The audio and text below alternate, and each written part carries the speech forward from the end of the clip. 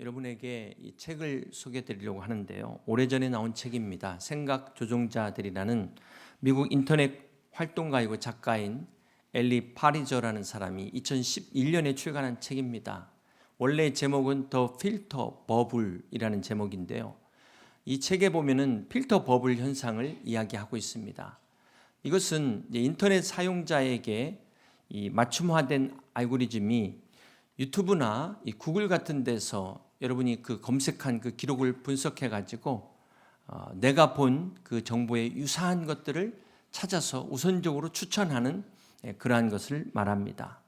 근데 이것이 왜 문제가 되냐면 여러분이 이제 유튜브에서 어떤 특정한 예를 들어 정치 성향의 영상을 계속해서 보시면 이 알고리즘이 계속 같은 내용을 추천해 주게 됩니다. 그렇게 일방적으로 한쪽 정보만을 듣다 보면 나도 모르게 이제 다양한 관점의 정보가 차단된다. 이것을 필터 버블 현상이다라고 이야기합니다. 이런 필터 버블은 내가 동의하는 정보만을 지속적으로 접하기 때문에 이제 어떤 현상이 생기냐면 에코 챔버 현상이 생긴답니다. 메아리 방이라고 해서 이 방에서 내 목소리가 계속해서 되돌아오는 것처럼 내가 이미 가지고 있는 내 생각이 계속해서 강화되어지고 확증되어지는 이런 현상을 에코 챔버 현상이라고 말합니다. 이것이 또 개인의 확증 편향으로 연결이 되는데요. 한마디로 말하면 내가 보고 싶은 것만 보고 듣고 싶은 것만 듣게 되는 확증 편향이 생기게 되는 것입니다. 문제는 이렇게 내가 듣고 싶은 것만 듣고 보고 싶은 것만 보게 되면은 어떻게 될까요? 객관적인 어떤 진실에 대한 정보가 파악하기 어렵겠죠. 사회적으로는 이것이 더 분열과 양극화 현상을 초래한다는 것입니다. 그런데 안타깝게도 이러한 현상이 오늘 교회 안에서도 나타나고 있습니다. 우리 성도들 중에 하나님 말씀조차 자기가 듣고 싶은 것만 듣기 원하는 그런 성도들이 있다는 것입니다. 여러분은 어떻습니까? 만약 여러분 중에 지금 설교를 듣는데 어떤 한 단어가 막 꽂혔어요. 그래가지고 마음이 다치지 않습니까? 끝까지 듣지도 않고 지레 짐작으로 판단한다면 그것은 이미 나도 모르게 내가 확증 편향에 빠져 있구나라고 알 수가 있는 것입니다.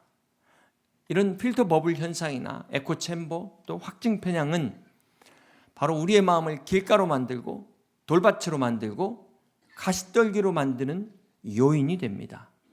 그래서 이 시간 우리 성령님께서 여러분의 마음을 열어주셔서 우리가 이 하나님의 말씀을 대할 때 모든 편견과 선입견을 다 벗어버리고 내가 듣고 싶은 말씀만 듣는 편향적 태도가 아니라 오직 하나님의 말씀을 가감없이 그대로 받을 수 있는 옥토와 같은 그런 귀한 마음 되시기를 주님의 이름으로 축복합니다. 유명한 기독교의 사상가 C.S. 루이스가 살았던 그 시대도 전 세계적으로 우파와 좌파의 대립이 극심했던 때입니다. C.S. 루이스가 이때 이런 말을 했는데요. 대부분 사람들은 기독교 사회에 성경이 뭐라고 하는지 알기 위해 접근하는 게 아니라 자신의 당파적 견해를 지지하기 위해 기독교를 이용하려는 경향이 있다. 그렇게 말하면서 자신의 정치적 목적을 위해 기독교를 도구로 사용하는 위험성을 경고했습니다. 우리가 일반적으로는 이 성경의 말씀에 따라서 어떤 자신의 입장이나 생각, 정치적 견해를 결정하는 것인데 거꾸로 자신의 입장과 어떤 정치적 견해를 주장하기 위하여 성경을 갖다 붙이는 성경을 이용하는 사람들이 있다는 것입니다. 대표적으로 사회주의자들이 무상교육과 무상의료, 무상급식을 주장하면서 성경을 인용하는데 이때 인용하는 성경 구절이 사도행전 4장 32절입니다. 믿는 무리가 한 마음과 한 뜻이 되어 모든 물건을 서로 통용하고 자기 재물 조금이라도 자기 것이라 하는 이가 하나도 없더라. 여러분, 이 말씀은 초대교회 당시에 그 오순절 성령의 역사를 경험한 성도들이 자발적으로 함께 나눈 공동체의 삶을 이야기하고 있습니다. 그런데 믿지 않는 사람들이 성령의 역사를 경험하지도 않은 사람들을 어떤 법과 제도로 해가지고 강제적으로 해가지고 이렇게 하는 것은 이것을 우리가 사회주의라고 말합니다. 이것은 결코 하나님의 뜻이 아닙니다. 여러분, 성경을 보시면 성경은 개인의 소유와 상속을 인정하고 있습니다. 또 성경에 복지제도가 나오는데요, 특별히 성경은 고아와 과부와 같은 연약한 자들을 위한 선택적 복지를 말씀하고 있습니다. 자, 그런 반면에 이 진보주의자들의 복지 정책은 부자와 가난한 사람들의 이 경제적 차이를 강제적 이 재분배를 통해서 평등을 추구하는 이런 정책을 펼칩니다. 자, 이게 바로 대중의 인기를 이용하는 포퓰리즘적인 방식이기 때문에 사람들은 좋아할지 모르지만 성경적 원리와는 맞지 않는, 충돌한다는 것입니다. 오늘날 예수를 믿지 않으면서도 그 예수님의 어떤 인간적인 모습만을 따르는 사람들이 있습니다. 특별히 어떤 예수님의 윤리적이라든지 특별히 개혁적인 모습을 추종하는 사람들이 있어요. 그런데 정작 그들은 예수님이 왜 이 땅에 오셨는지, 왜 십자가를 지셔야 했는지를 모릅니다. 그래서 그런 사람들이 바로 주님을 십자가에 못 박았다는 사실을 우리는 잊지 말아야 될 것입니다. 여러분 한번 생각해 보세요. 혹 여러분 중에 불교의 윤회사상을 동의하거나 믿는 분 계십니까? 만약 그리스도인이라고 하면서 불교의 윤회사상을 믿는 거예요. 죽으면 다시 태어나는데 그것도 업보에 따라서 개나 돼지로 다시 태어날 수 있다. 어떻게 기독교인이 이것을 믿을 수 있겠습니까?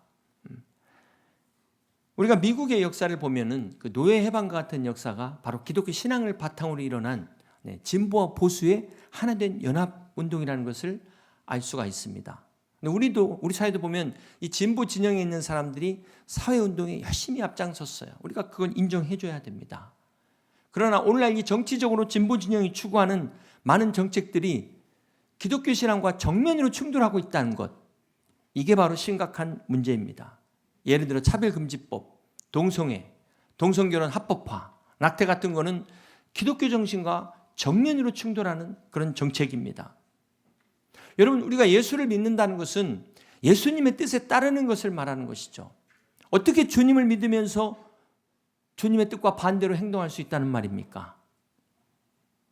우리가 기억해야 될 것은 죄는 본질적으로 같은 것이지만 그 죄의 영향에 따라 개인적인 것과 사회적인 그런 죄악으로 구분을 할 수가 있습니다.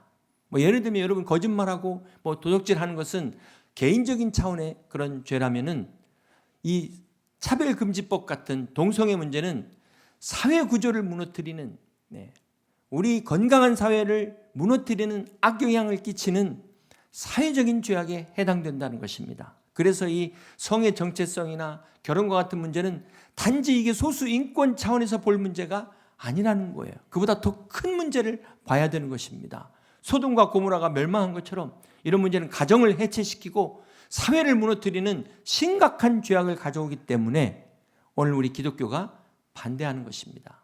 용납할 수 없는 것입니다. 그러므로 우리가 성경을 믿고 그리스도를 따르는 크리스찬이라면 성경의 가치관과 충돌하는 어떤 견해도, 어떤 사상도, 어떤 법도, 제도도 우리는 동조할 수 없습니다. 여러분, 종교다원주의가 주장하는 것은 모든 종교에 구원이 있다는 거예요.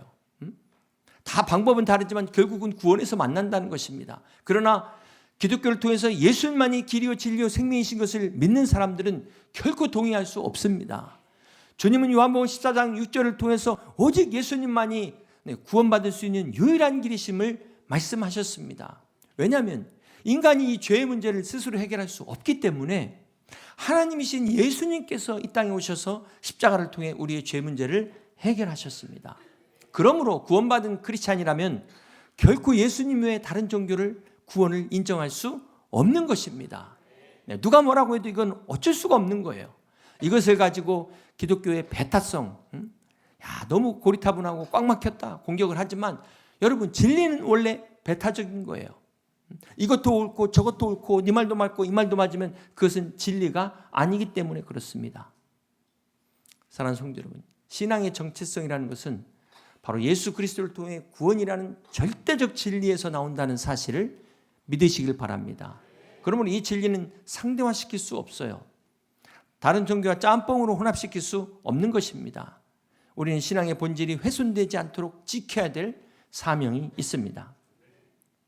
그러므로 우리가 어떤 선택을 하거나 특별히 어떤 정치적으로 어떤 정책적으로 결정을 할 때 이것이 과연 하나님의 뜻과 위배가 되지는 않는지 잘 따져봐야 됩니다. 이것은 여러분 개인적인 삶뿐만 아니라 특별히 국가적으로 볼 때, 우리 사회적으로 볼 때 중대한 문제가 되는 것입니다. 간혹 이 정치적인 선택을 할 때 어떤 특정 인물이나 그런 집단을 보고 실망감에서 결정을 하는 경우가 있습니다.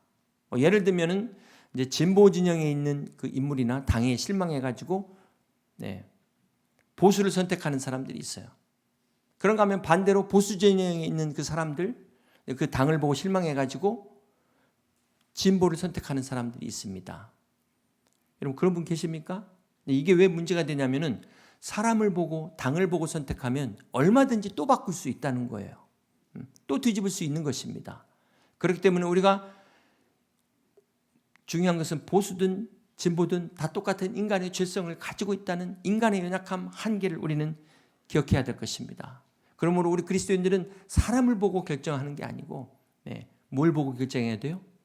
성경적 가치관에 따라서 우리가 선택해야 되는 것입니다. 골로새서 2장 8절에 누가 철학과 헛된 속임수로 너희를 사로잡을까 주의하라. 이것은 사람의 전통과 세상의 초등학문을 따름이요 그리스도를 따름이 아니니라. 자, 우리가 인간 중심적 사고방식에 근거한 이 세상의 철학, 전통, 세상의 지식, 이거 다 초등학문에 해당된다고 그랬어요. 자, 여기에 미혹되지 말라고 성경은 가르치고 있습니다. 사랑하는 성도 여러분, 본래 우리 기독교는 인종과 언어를 초월하고 문화와 이념을 초월해서 그리스도의 사랑 안에서 하나 된 것이 바로 우리 기독교입니다. 그런데 오늘날 교회 안에서조차 이 정치적인 견해 차이로 분열된 현상이 심각해요. 오죽하면 대부분 교회 안에서 지금 다 정치 얘기가 금기시되고 있습니다. 여러분 교회만 그렇습니까? 가정 안에서도 그렇잖아요. 제가 이번 주 설교 준비하면서 걱정이 많이 됐어요. 이번 주 양무리 안에서 혹시 싸우면 어떡하지? 바라기는 보수와 진보의 이념을 뛰어넘어 그리스도 안에서 정말 하나 되는 성숙한 믿음을 보여준 우리 여의도 침례교회 되시길 주님의 이름으로 축복합니다. 그러기 위해서는 먼저 우리가 보수와 진보에 대한 올바른 이해가 필요합니다. 특별히 보수 입장에서는 보수와 수구를 구분하셔야 돼요. 보수라는 것은 핵심 가치를 지키는 건데 핵심 가치를 지키면서도 변화를 추구하는 게 보수라면 수구는 무조건 자기가 가지고 있는 것을 지키는 겁니다. 내가 가지고 있는 이 모든 것을 뺏기지 않고 끝까지 지키려는 것, 이게 바로 수구입니다. 그러니까 수구와 보수는 다른 거예요. 보수를 수구라고 착각하시면 안 됩니다. 여러분, 우리 예수님께서 예루살렘 성에 입성하실 때 종려가지를 흔들면서 호산나 다윗의 자손이여 찬송할지어다 수많은 사람들이 나와서 주님을 환영했습니다. 그런데 어떻게 며칠이 안 됐는데 그 사이에 이 사람들이 돌변해가지고 예수님 향해서 막 돌을 들고 십자가에 못 박아라. 어떻게 이렇게 돌변할 수 있을까요? 그것은 바로 그 당시 제롯 당원이라고 하죠. 여심당원입니다. 시온주의자들이라고 하죠. 이들은 지금 이스라엘이 로마의 식민지가 되어 있잖아요. 그래서 자기 나라의 해방을 위해서 예수님이 메시아로서 뭔가 해주시기를 기대했어요. 이제 예루살렘 성에 들어오신 예수님이 때는 이때다. 로마는 물러가라. 이스라엘 독립 만세. 이렇게 기대했는데 주님이 한마디도 없어요. 어찌 나라를 잃은 이 비상시국에 메시아이신 예수님이 한마디도 없을 수가 있단 말인가.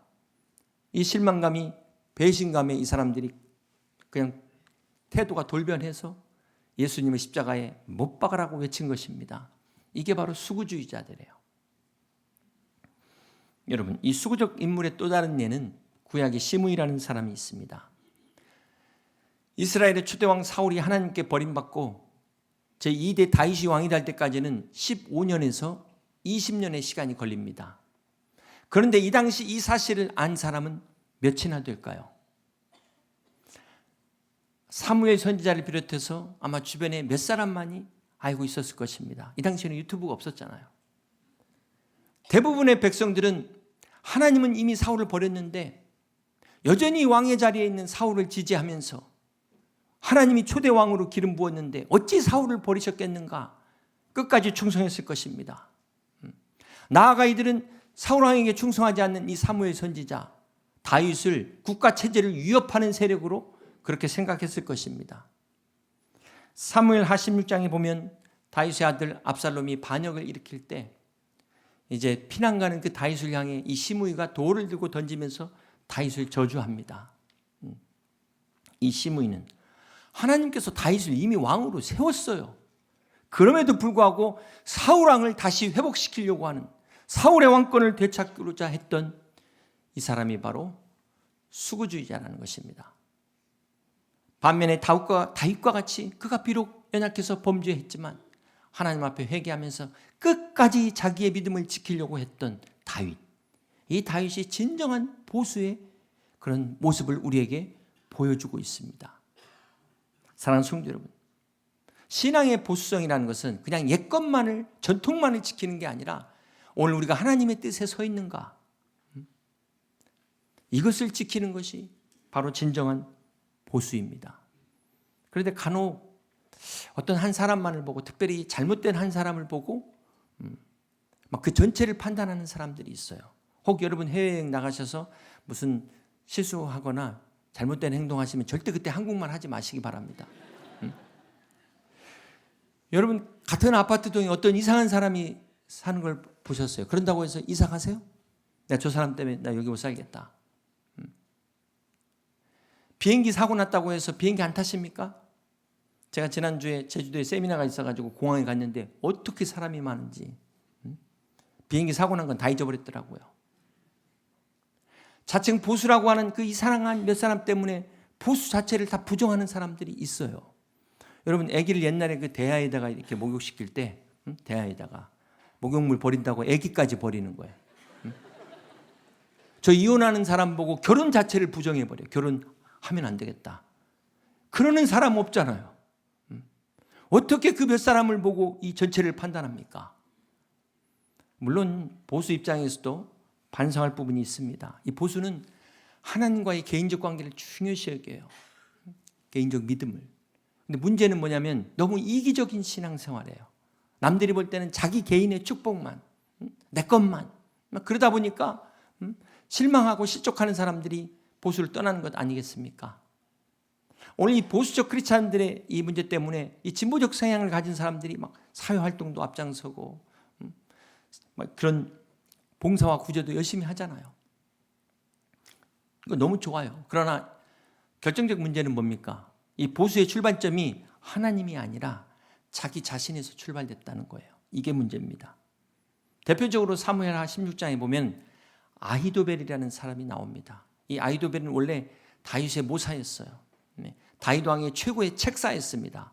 성경에 보면 그의 조언이 하나님의 말씀과 같았더라 할 정도로 지혜로운 사람이었습니다. 그런 아히도벨이 다윗이 그 아들 압살롬이 반역을 일으킬 때 다윗을 배신하고 압살롬 편에 섭니다. 왜 그랬을까? 왜 그랬을까? 여기에 두 가지 이유가 있어요. 첫 번째는 다윗이 범죄해가지고 그 아내로 맞이하게 된 밧세바가 아히도벨의 손녀딸입니다. 개인적 감정이 좋지 않았겠죠? 두 번째는 이 압살롬의 쿠데타가 성공할 가능성이 높아 보였어요. 그래서 자신의 지위와 이 영향력을 지키기 위해서 신발을 바꾸시는 겁니다. 압살롬과 함께 새 시대를 열어보겠다. 그리고 하나님이 세운 질서를 부정했어요. 이렇게 혁명을 시도하는 것이 좀 진보적 성향입니다.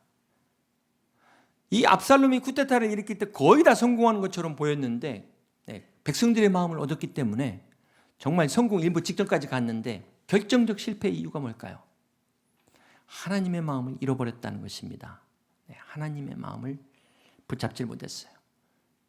결국 이 압살롬의 반역이 실패로 돌아가자 아히도벨은 자기 고향으로 돌아가 스스로 목숨을 끊습니다. 사랑하는 성도 여러분, 이처럼 하나님의 뜻을 떠난 인간 중심적 진보는 궁극적으로 실패할 수밖에 없습니다. 그러므로 오늘 우리의 선택과 결정에 있어서 중요한 것은 오늘 다른 사람이 어떻게 생각하고 세상이 어떻게 볼까, 이것 이전에 하나님이 어떻게 생각하시는가, 하나님의 뜻과 위배되지는 않는가, 먼저 이것을 생각하셔야 돼요. 이 우선순위가 중요한 것입니다. 성경은 오늘 우리에게 보수냐 진보냐 이 얘기를 하지 않습니다. 오늘 우리가 하나님의 뜻 가운데 있느냐 그렇지 않느냐 이것을 말씀하고 있습니다. 그러므로 오늘 우리는 신앙인으로서 보수냐 진보냐 이걸 따지는 게 아니라 먼저 성경의 가르침 안에 과연 우리가 들어있는가를 각자 돌아보셔야 돼요. 우리가 어떤 특정한 인물이나 어떤 정당에 대한 맹목적 지지가 아니라 내가 가족이라고 해서 지지하고 경제적 이해관계 때문에 지지하고 이러면 안 되지 않겠습니까? 설사 내 가족이다 할지라도 이것이 과연 성경적 가치에 부합한가? 하나님이 어떻게 보실 것인가? 그렇게 우리가 생각하고 우리가 지지해야 되는 것입니다. 여러분 제가 참 이번 설교하면서 이렇게 걱정했던 적이 없어요. 혹시나 이 설교해가지고 긁어부스럼 만들어가지고 조용하던 거 더 시끄럽게 만들지 않을까. 멀리 오해하지 마시고 가까이 이해하시길 바랍니다. 제가 지금 어느 당 지지하라는 게 아니잖아요. 어떤 당을 지지해야 될 것인가? 우리가 크리스찬으로서 어떤 정치적 신념을 가져야 될 것인가? 잠언 29장 2절에 보시면 의인이 많아지면 백성이 즐거워하고 악인이 권세를 잡으면 백성이 탄식하느니라. 잘못된 지도자의 선택은 백성을 탄식하게 만든다. 그래서 우리가 지도자 선택이 정말 중요한 것입니다. 디모데전서 2장 1절에 그러므로 내가 첫째로 권하노니 모든 사람을 위하여 간구와 기도와 도구와 감사를 하되 임금들과 높은 지위에 있는 모든 사람을 위하여 하라. 이는 우리가 모든 경건과 단정함으로 고유하고 평안한 생활을 하려 함이라. 여러분 우리가 고유하고 평안한 생활을 원하지 않습니까? 그런데 오늘 이 말씀은 무엇을 말할까요? 우리가 정말 고유하고 평안한 세상을 살려면 지도자가 중요하다. 지도자가 중요하다는 거예요. 이제 조만간 헌재 탄핵 심판 결정이 날 텐데 이 문제를 해결할 방법이 보이지 않습니다. 도대체 언제까지 이렇게 둘로 딱 나눠져 가지고 평행선을 달리고 있잖아요. 사랑하는 성도 여러분, 지금 교회 밖에서나 안에서나 이 정치적 논쟁만 일어나면 이게 갈등이 되는데 우리가 이것을 세상 논리로 접근하면 답이 나오지 않습니다. 오늘 본문은 고린도서 10장 3절에 우리가 육신으로 행하나 육신에 따라 싸우지 아니하노니 오늘 우리의 이 싸움이 육적인 싸움이 아니라는 것을 분명히 알아야 될 것입니다. 디모데후서 2장 23절에는 어리석고 무식한 변론을 버리라. 이에서 다툼이 나는 줄 알미니라. 서로 막 네 팔뚝이구냐 내 팔뚝이구냐 막 피를 토하면서 침을 튀기면서 어리석은 다툼을 피하라는 것입니다. 에베소서 6장 12절에 우리의 씨름은 혈과 육을 상대하는 것이 아니요 통치자들과 권세들과 이 어둠의 세상 주관자들과 하늘에 있는 악의 영들을 상대함이라고 말씀하고 있습니다. 여러분 지금 우리나라가 이 좁은 땅에서 서로 나눠져 가지고 막 목소리를 외치는데 이게 지금 어떤 육적인 정치적 대립 이전에 영적인 눈으로 보셔야 돼요. 이 배후에 영적 세력의 싸움이 있다는 것을 우리는 깨달아야 되는 것입니다. 그래서 고린도후서 10장 4절에 우리의 싸우는 무기는 육신에 속한 것이 아니요 오직 어떤 견고한 진도 무너뜨리는 하나님의 능력이라. 모든 이론을 무너뜨리며 하나님 하는 것을 대적하여 높아진 것을 다 무너뜨리고 모든 생각을 사로잡아서 그리스도에게 복종시키라고 말씀하고 있습니다. 사랑하는 성도 여러분, 주님은 세상을 변화시키는 진정한 힘은 정치적 투쟁이 아니다. 무력이 아니라는 거예요. 복음의 능력인 것을 말씀하고 있습니다. 여러분 아무리 좋은 제도도 인간의 죄성 때문에 결국은 타락합니다. 우리가 중세교회를 통해서 봤잖아요. 크리스찬들이 모여서 국가교회를 만들었더니만 어떻게 됐습니까? 인간의 죄성 때문에 교회까지 타락하더라. 이게 중세교회의 역사 아닙니까? 그러므로 진정한 변화는 제도의 변화 이전에 인간이 변화돼야 돼요. 이게 바로 복음이 강조하는 것입니다. 오직 복음을 통해서 그 사람이 변화될 때 우리의 가정도 변화되고 이 땅도 변화될 줄로 믿습니다. 세상을 변화시키는 것은 칼도 아니고 총도 아니고 그 어떤 핵무기도 아니라 예수 그리스도의 복음입니다. 갈라디아서 3장 28절에 너희는 유대인이나 헬라인이나 종이나 자유인이나 남자나 여자나 다 그리스도 예수 안에서 하나이니라. 도저히 하나 될 수 없는 이 사람들조차도 그리스도 안에서 하나 됐는데 오늘 우리는 어떻습니까? 우리 그리스도인의 정체성은 우리 모두가 그리스도 안에서 하나라는 거예요. 하나님 나라의 백성으로서 우리는 서로 사랑해야 되는 것입니다. 사랑하는 성도 여러분, 오늘 교회의 분열은 이 복음의 능력을 약화시켜버려요. 전도의 문을 닫아버립니다. 하나님의 영광을 가리게 만드는 것입니다. 그래서 에베소서 2장 14절에 그는 우리의 화평이신지라 둘로 하나를 만드사 원수된 것 곧 중간에 막힌 담을 자기 육체로 허셨다고 말씀하셨어요. 예수님은 우리의 화평으로 이 땅에 오셨습니다. 그래서 하나님과 원수된 것을 다 허물어버리시고 우리를 하나로 만드셨습니다. 그러므로 우리는 어떤 정치적 이념보다도 더 중요한 것은 우리가 그리스도 예수 안에서 이 하나됨 공동체의 연합을 지키는 것입니다. 오늘 그리스도 안에서 하나된 우리 여의도 침략의 모든 성도들이 끝까지 하나됨을 지켜나갈 수 있는 복된 성도들 되시기를 주님의 이름으로 축복합니다. 빌립보서 3장 20절에 그러나 우리의 시민권은 하늘에 있는지라. 그렇습니다. 여러분 대한민국 국적도 이 세상 떠날 때 말소됩니다. 우리는 영원한 대한민국 국민이 아니에요. 그러나 하늘의 시민권은 영원한 것을 믿으시기를 바랍니다. 그러므로 우리가 정치적 그 어떤 이념보다도 이 하나님 나라의 시민으로서 이 성도로서의 자부심, 이 소속감을 가지고 이 정체성을 끝까지 붙들고 사명을 향해 달려갈 수 있는 여러분 다 되시기를 주님의 이름으로 축복합니다. 이제 말씀을 정리합니다. 지금 현재 이 민감한 이슈를 짧은 시간에 다 설명하기 어려운데 혹 어떤 한 단어에 지금 꽂혀가지고 마음이 불편한 분 계신다면 이 설교 다시 한번 들어보시면서 정체적 맥락을 보시기를 바랍니다. 사랑하는 성도 여러분, 저는 지난주에 성지순례 보고를 말씀드리면서 저 초대교회가 있는 튀르키예가 이슬람화된 이유가 무엇인가, 그리스도인끼리 싸우는 바람에 교회도 뺏기고 저렇게 된 것처럼 오늘 우리가 하나 되지 못하고 우리끼리 싸우게 되면 교회도 나라도 다 빼앗길 수밖에 없다는 사실을 명심하시길 바랍니다. 우리는 그 어떤 것보다도 우리는 세상의 가치를 따르지 않는 주님의 말씀을 따를 수 있는 여러분 다 되시기를 주님의 이름으로 축복합니다. 안타까운 것은 어떤 사람들은 성경 말씀보다도 그 유튜버 그 사람들의 말을 더 신뢰하더라고요. 그 사람이 하라는 것처럼 하나님의 말씀도 좀 그렇게 순종할 수 있기를 바랍니다. 사랑하는 성도 여러분, 지금 어느 때보다도 우리는 정치적 갈등이 너무 치열해요. 그러나 그럼에도 불구하고 우리의 정체성은 보수 진보 이전에 우리는 그리스도 안의 성도임을 잊지 마시기를 바랍니다. 여러분 목욕탕 가시려면 어떻게 해야 돼요? 다 벗고 들어오셔야지. 목욕탕에 옷 입고 들어온 사람 있습니까? 교회 안에 들어오시는 순간 계급장 다 띄고 들어오셔야 돼요. 보수 진보 다 내려놓고 우리는 성도로서 하나라는 사실을 잊지 마시기를 바랍니다. 우리 그리스도인의 궁극적 전체성과 우리의 소속감은 이 땅에 있지 않고 하늘나라에 있기 때문에 우리는 이 서로의 차이를 그 어떤 차이도 다 뛰어넘어 그리스도 안에 화평을 이룰 수 있는 저와 여러분 다 되시기를 주님의 이름으로 축복합니다. 사랑하는 성도 여러분, 우리의 힘은 정치적 권력이 아니라 기도와 사랑이 있음을 믿습니다. 그러므로 좌로나 우로나 치우치지 않고 오늘 하나님의 나라와 이 복음의 능력 안에서 오직 기도와 믿음으로 승리하는 우리 여의도 침략의 모든 성도들 다 되시기를 주님의 이름으로 축복합니다.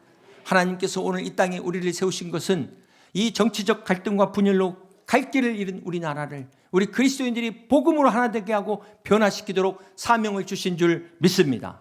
이를 위해 우리 여의도 침략교회가 이 어두운 세상에 뚝불이 되어 이념의 미루에서 헤매는 저 수많은 사람들을 향하여 영원한 진리의 나침판이 될 수 있는 우리 여의도 침략교회, 우리 여의도 침략교회 모든 성도들 되시기를 주님의 이름으로 간절히 축원합니다. 말씀을 생각하시면서 함께 같이 주만 바라볼지라 찬양하고 기도하겠습니다.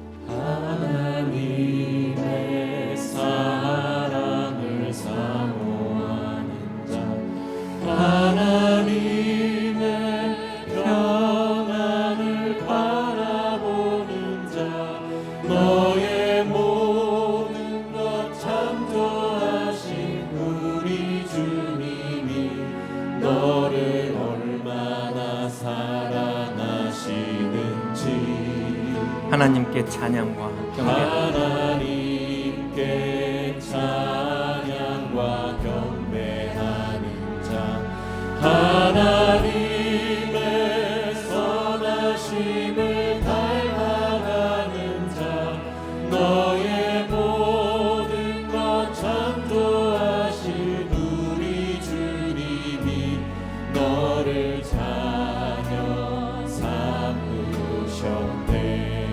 하나님 사랑의 눈으로 하나님 사랑의 눈으로 너를 어느 때나 바라보시고 하나님 인자한 비로소 하나님 인자한 비로소 언제나 너에게 기울이시니 어두움의 밝은 빛을 어둠의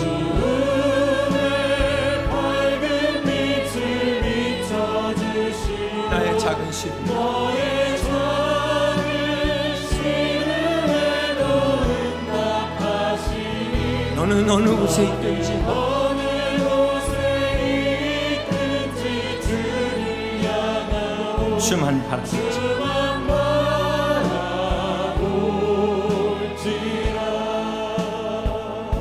이 시간 우리가 주님만을 바라보며 나라를 위해 기도하기를 원합니다. 사랑하는 성도 여러분, 우리 대한민국을 위해 기도하는 사람이 어떤 사람일까요? 오늘 이 대한민국이 끝까지 잘 되기를 바라는 사람들이 과연 누구일까요? 북한입니까?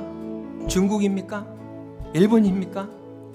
우리의 우방이라고는 일본도 제가 몇 해 전에 갔을 때 들은 이야기입니다. 경제적으로 너무 어렵다 보니까 우리 대한민국이 전쟁 나기를 원한다는 거예요. 6.25 때 그 전쟁으로 자기네들이 경제가 부흥했던 것처럼 이 어려운 때 대한민국 전쟁 나서 일본 경제 다시 한번 살아나면 좋겠다 그러고 있는데 우리끼리 싸우면 어떻게 되겠습니까? 이거 나라를 갖다가 아예 통째로 다른 사람에게 바치는 것 아니겠습니까? 오늘 우리는 깨어서 우리의 육신으로 행하나 육신에 따라 싸우지 아니하노니 우리의 싸우는 무기는 육신에 속한 것이 아니요 오직 어떤 견고한 진도 무너뜨리는 하나님의 능력이라. 오늘 하나님의 이 모든 이론을 무너뜨리고 하나님 아는 것을 대적할 높아진 것들을 다 무너뜨리고 모든 생각을 사로잡아 그리스도 앞에 복종시키면서 우리가 기도할 때 이것만이 우리의 민족의 소망이요 우리의 진정한 가야 될 길인 것을 믿습니다. 오늘 이 시간 나라를 위하여 우리 함께 같이 기도합니다.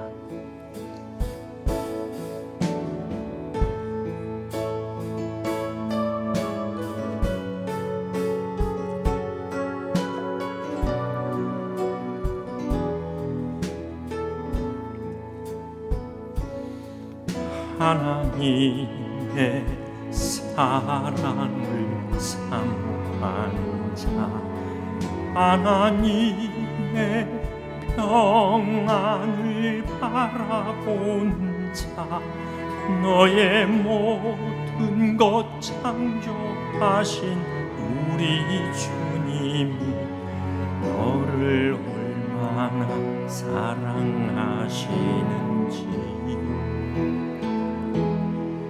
하나님께 찬양과 경배하는 자, 하나님의 선하심을 닮아가는 자, 너의 모든 것 창조하신 우리 주님이 너를 자녀로 삼으셨네.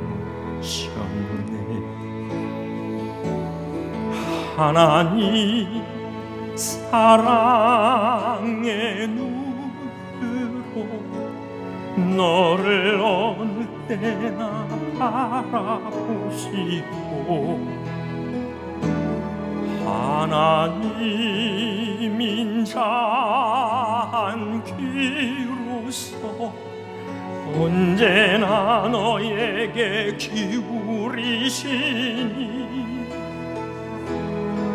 어두움에 밝은 빛을 비춰주시고 너의 작은 신음에도 응답하시니 너는 어느 곳에 있든지 주를 향하고 주만 바라보지라.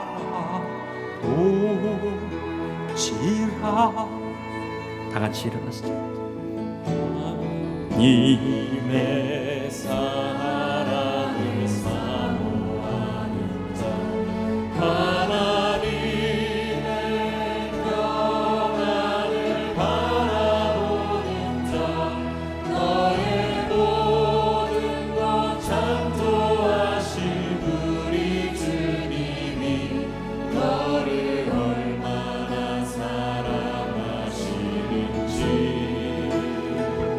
하나님께 찬양. 하나님께 찬양과 경배하는 자 하나님의 선하심을 닮아가는 자 너의 모든 것 창조하신 우리 주님이 너를 찬양 삼으셨네. 하나님 사랑의 눈으로 하나님 사랑의 눈으로 너를 어느 때나 바라보시고 하나님 인자한 귀로서 하나님 인자한 귀로서 언제나 나의 언제나 너에게 기울이시니 어두움의 밝은 빛을 비춰주시고 어둠의 밝은 빛을 비춰주시니 나의 작은 신음에도 나의 작은 신음에도 응답하시니 너는 어느 곳에 있든지 너는 어느 곳에 있든지 주를 향하여 주만 바라보자. 주만 바라보지라 하나님 사랑의 눈으로